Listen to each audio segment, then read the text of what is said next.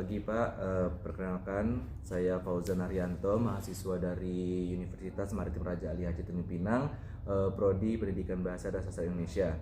Nah, di sini saya ingin mewawancari Bapak terkait media pembelajaran untuk teks prosedur. Sebelumnya, apakah Bapak boleh memperkenalkan diri? Terima kasih Bang Fauzan. Nama saya Inu Aditya Auzar. Saya mengajar di SMK Negeri 3 sebagai guru bahasa Indonesia. Kelas yang saya ampuh 10, 11, 12, 3 tingkatan. Sampai sekarang ini masih aktif di SMK 3. Oke. Baik Pak, jadi untuk teks prosedur ini di kelas 11 kan ya Pak? Kelas 11. Itu media pembelajaran seperti apa yang Bapak gunakan untuk materi tersebut Pak? Saya suka langsung media pembelajaran nyata.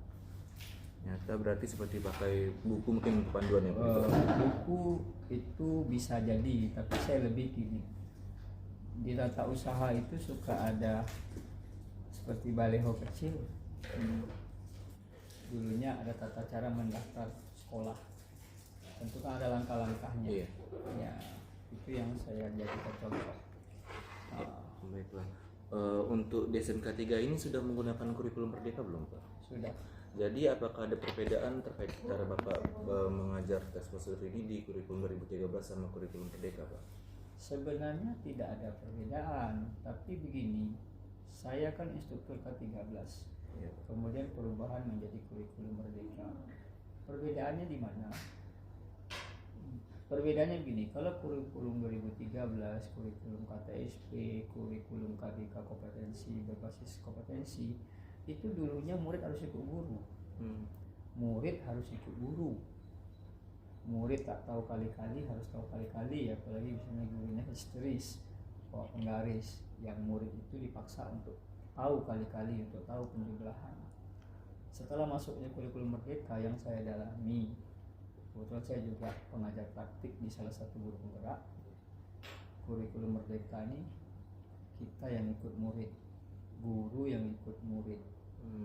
Ngikutnya itu maksudnya dalam proses pembelajaran guru harus mengantongi banyak cara mengajar kepada siswa yang berbeda. Itu kurikulum Merdeka. Tapi secara umum, kalau abang tanya teks prosedur, kalau mau tahu mekanisme cara saya mengajar, saya jelaskan dulu untuk apa kalian belajar mekanisme belajar teks prosedur itu, termasuk kepada yang lain-lain. Kakak masuk satu materi, jelaskan tujuan mereka belajarnya untuk apa. Jadi tidak hanya salah-salah. Contoh pantun, teks narasi, teks prosedur, teks pantun, pasti di buku bahasa Indonesia ada cerita struktur. Nggak semua guru sama, tapi saya jelaskan mengapa kamu belajar pantun. Siswa kan jawab supaya kita bisa berpantun, kan gitu, supaya kita bisa menyampaikan sesuatu lewat pantun. Itu iya secara umum.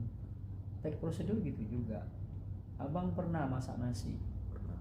Pakai rice cooker, sudah masukkan berasnya di dalam wajan rice cooker, dicuci sampai 3 kali, kemudian diisi air sesuai takaran, masukkan dalam rumahnya rice cooker, colokannya nggak dicolok.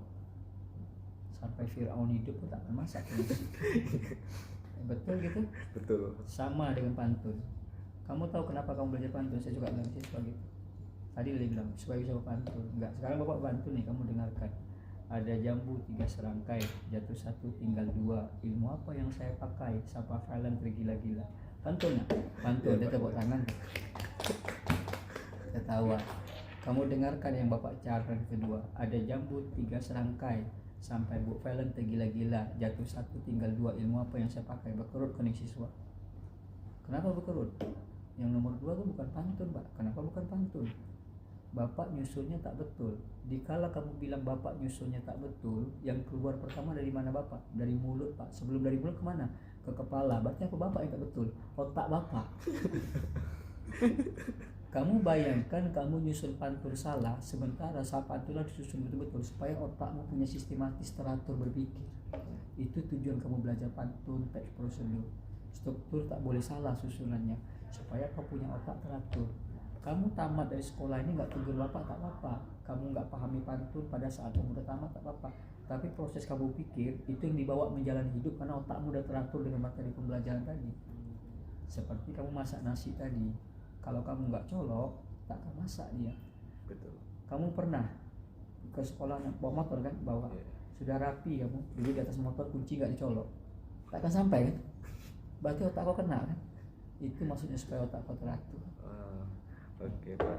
Jadi kan untuk teks prosedur ini pasti ada praktek ya Pak, untuk di pembelajaran itu praktek seperti apa yang sudah Bapak lakukan Pak, contohnya satu? Misalnya untuk pembuatan KTP itu kita coba di kelas.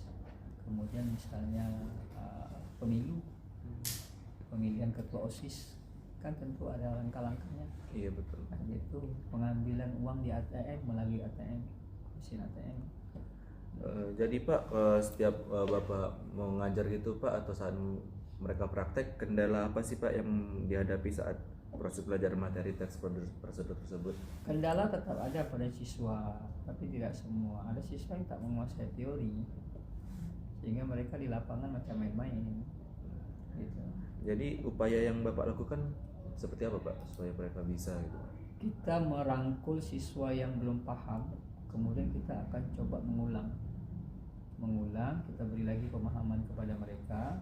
Kemudian kalau kan ada siswa yang bebal, kita jadikan kawannya sebagai dedikasi, kawannya yang bisa.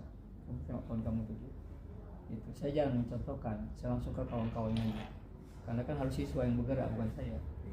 Nah gitu. Nah jadi Pak, dalam proses pembelajaran ini kan apakah siswa sering diminta untuk memecahkan permasalahan yang nyata agar menemukan konsepnya sendiri Pak? Ada. Itu seperti apa Pak? Contoh, tidak, kita hari ini belajar pantun ya, kita belajar teks prosedur ya, kita belajar narasi. Sudah dijelaskan teorinya, sudah tahu pengertiannya, sudah tahu strukturnya. Tetap saya ngambil tadi tujuan kamu belajar ini apa. Nah, habis itu saya kasih ilustrasi. Gini,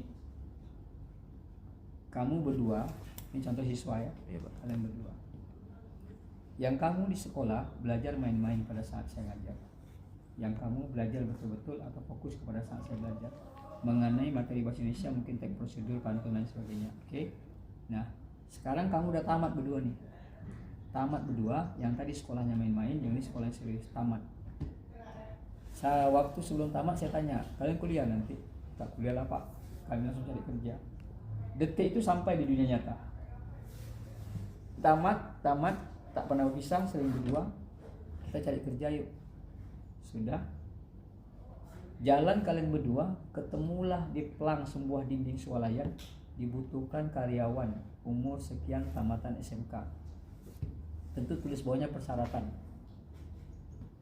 Ijazah, KTP.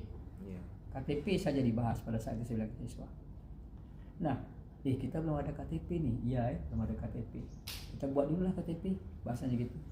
Valen sama Bang Fauzan pisah rumah. Beda pola pikir pada saat belajar betul-betul di sekolah mengenai teks prosedur, mengenai pantun dan sebagainya yang ada strukturnya. Sampai di rumah buat surat lamaran pekerjaan berdua, tapi pisah rumah nih buatnya. Besoknya kan membuat KTP.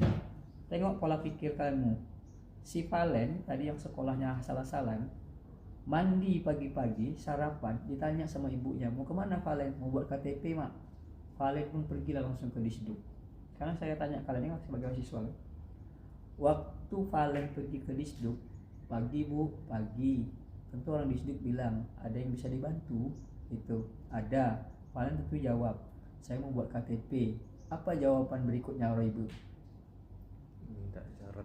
Iya. Kenapa kau langsung ke Disduk? Kenapa kau tak urus syaratnya dulu di rumah? Si Fauzan karena otaknya teratur buat KTP, dia nggak langsung ke Disduk, dia pergi ke rumah Pak RT. Pak, saya mau buat KTP. Oh masuk Fauzan. Dikeluarkan belangkonya. Untuk apa Fauzan? Melamar kerja. Dibuat Pak RT. Pak RT nyarankan Fauzan dari sini ke rumah Pak RW ya. Minta tantangan Pak RW. Artinya otaknya teratur. Yang ini tak teratur. Langsung ke Disduk. Balik tabrak lori meninggal.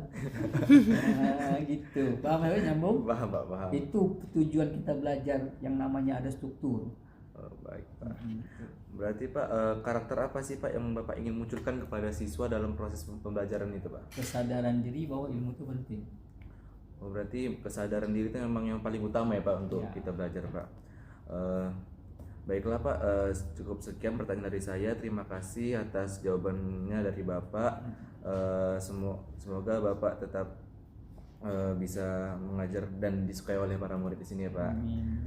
Baiklah, terima kasih Pak atas waktunya. Sekian, assalamualaikum warahmatullahi wabarakatuh. Waalaikumsalam warahmatullahi wabarakatuh.